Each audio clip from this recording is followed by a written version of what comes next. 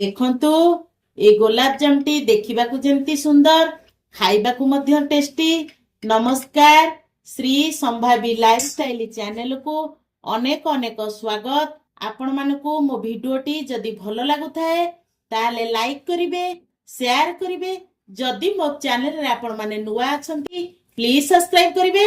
चलंतु देरी न करी फटाफट गोलाप जाम रो रेसिपीटी प्रस्तुत करिबा। गोलाप जाम पे मुएठी 2 गिना नेची अट्टा, 2 गिना नेची अमूलु, गुआ घिओ नेची गोटे चामच। गोलाप जामटा चकटिया पे मुएठी हाफ ग्लास नेची क्षीर। आमर मेजरमेंट सब आपण माने ठीक रखिबे। गोटे गिना अट्टा को गोटे गिना अमूल रखिबे। हेले आमर जेतिके अट्टा नैथिबे सेतिके अमूल रखिबे। हेले आमर गोलाप जामटा बहुत बढ़िया हबो। सिरा पे मुएठी नेची 3 गिना चीनी, गोटे ग्लास पानी, 6-7टी गुजराती। आमर गोलाप जाम पे अधिका टिके सिरा दरकार। गोलाप जामटा ताधरे बुड्डी की रहिले जाम गोलाप जाम भीतर को आमर सिराटा जीव, सेति पई अधिका टिके आमर सिरा दरकार।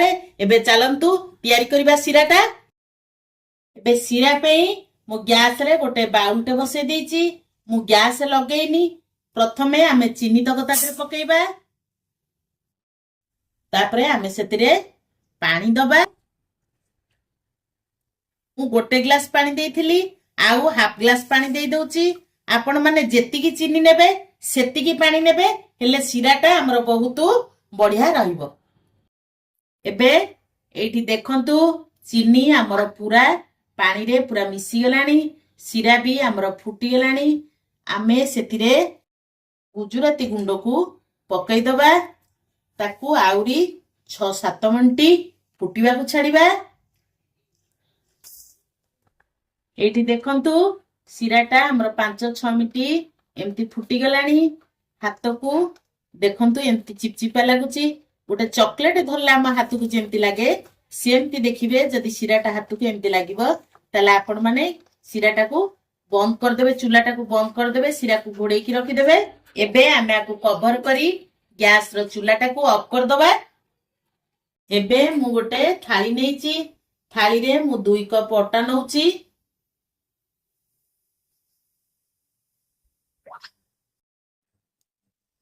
तापरे मुठी 2 गिना नहीं जाउची अमूल,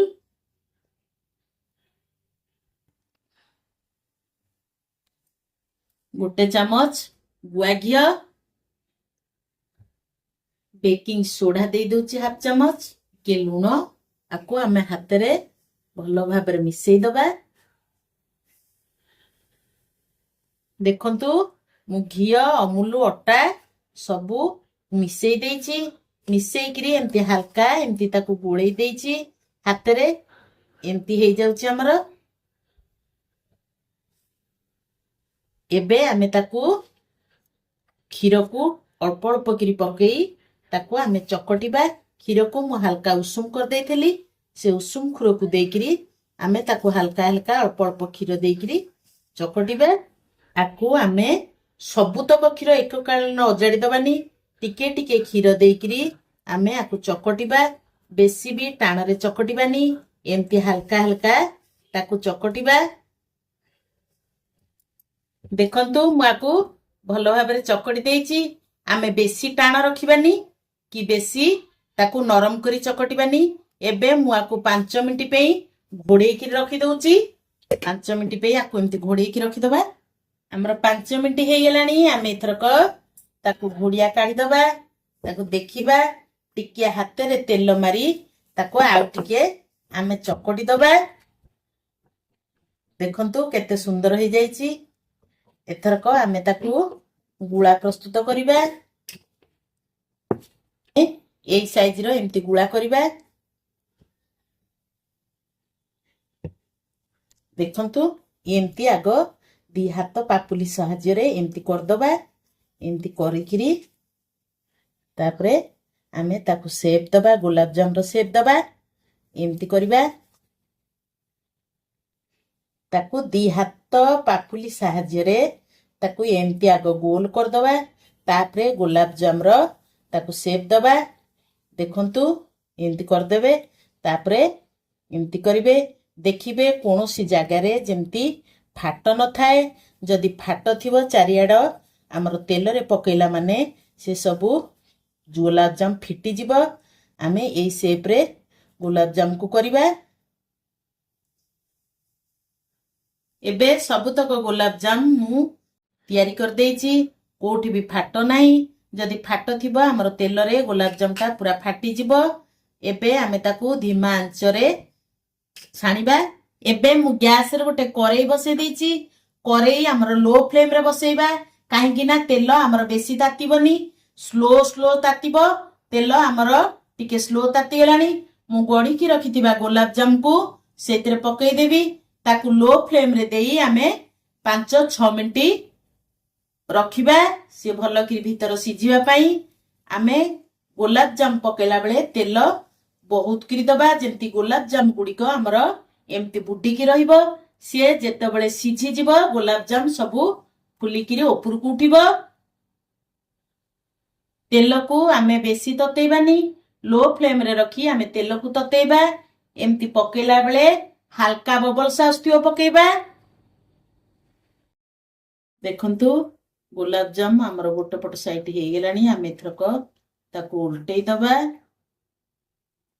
ଗୋଟେ ପଟ ସାଇଡ୍ ଆମର ହାଲକା ବ୍ରାଉନ୍ କଲର ହେଲା ପରେ ଆମେ ଆଉ ଗୋଟେ ପଟ ସାଇଡ୍କୁ ଉଲ୍ଟେଇ ଦବା, ନହେଲେ ଗୋଲାପଜାମୁ ଭିତର ଆମର ସିଝିବନି। ଏଠି ଦେଖନ୍ତୁ ଗୋଲାପଜାମୁ ଆମର ପରଫେକ୍ଟ ହେଇଗଲାଣି। ଆମେ ଏବେ ନେଇକିରି ତାକୁ ଚିନି ଶିରାରେ ପକେଇଦବା। ଚିନି ଶିରାକୁ ମୁଁ ଫାଷ୍ଟ ଫୁଟେଇ ଦେଇଥିଲି। ଏ ଆମର ଗରମ ଅଛି। ତା ଦେହରେ ଆମେ ଗୋଲାପଜାମୁକୁ ପକେଇଦବା। ପକେଇକିରି ଏମିତି ତାକୁ ଚିନି ଶିରାରେ ଟିକେ ଏମିତି ବୁଡେଇ ଦବା। ଆକୁ ଆମେ 3-4 ଘଣ୍ଟା ପର୍ଯ୍ୟନ୍ତ ଏମିତି ଚିନି ଶିରାରେ ବୁଡେଇକି ରଖିବା। ଶିରା ଆମର ଭିତରକୁ ପଳେଇବ। ଦେଖନ୍ତୁ ଆମର ପ୍ରସ୍ତୁତ ହେଇଗଲା ଗୋଲାପଜାମୁ। ମୁଁ ଗୋଲାପଜାମୁ ଛାଣି ସାରିଲା ପରେ ତାକୁ 6-7 ଘଣ୍ଟା ପର୍ଯ୍ୟନ୍ତ ଶିରାରେ ପକେଇକି ରଖିଥିଲି। ଇଏ ଦେଖିବାକୁ ଯେମିତି ସୁନ୍ଦର, ଖାଇବାକୁ ମଧ୍ୟ ସେମିତି ଟେଷ୍ଟି। ଦେଖନ୍ତୁ କେତେ ସ୍ପଞ୍ଜି, କେମିତି ଶିରା ଆଦିରୁ ବାହାରିଛି।